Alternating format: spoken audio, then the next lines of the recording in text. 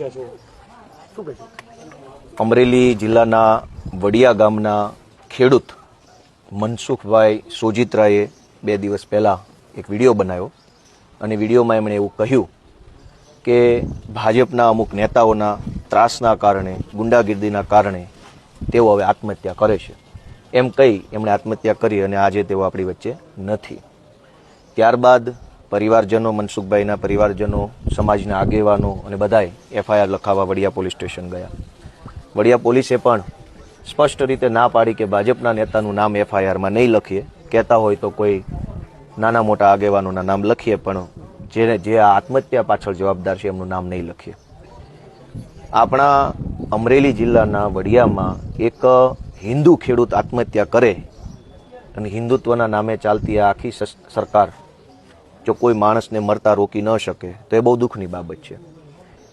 મૃતક મનસુખભાઈના કુટુંબી ભાઈ, બીજા એમનું નામ શું હતું, જીવ, એમણે પણ આ જમીનના રસ્તાના પ્રશ્ન બાબતે આજે હું જ્યારે અહીંયા આવ્યો તો બહુ દુઃખી સ્વરે એમણે મને કીધું કે મારે પણ રસ્તાનો પ્રશ્ન છે અને મારે પણ હવે આત્મહત્યા કરવી પડે એવો મારે અત્યારે મને લાગે છે.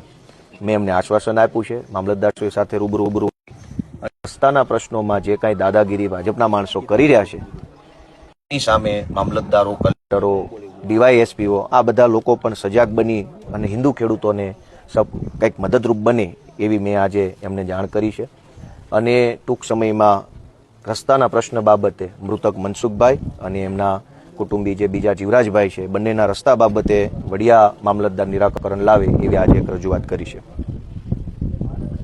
પોલીસે વાર લગાડી, કેમ પોલીસ સામે તમે શું કહેશો? પોલીસની કામગીરી કેમ આ રીતની હોય છે? પોલીસની કામગીરી બહુ મોટા પાયે રિપેરિંગ માંગે છે અને અમે રાહ જોઈએ છે કે જનતા જો અમને આશીર્વાદ આપશે તો ચપટી વગાડતા કામ કરે એવું રિપેરિંગ અમે કરશું. હાલ અત્યારે બધું બોધું તંત્ર છે.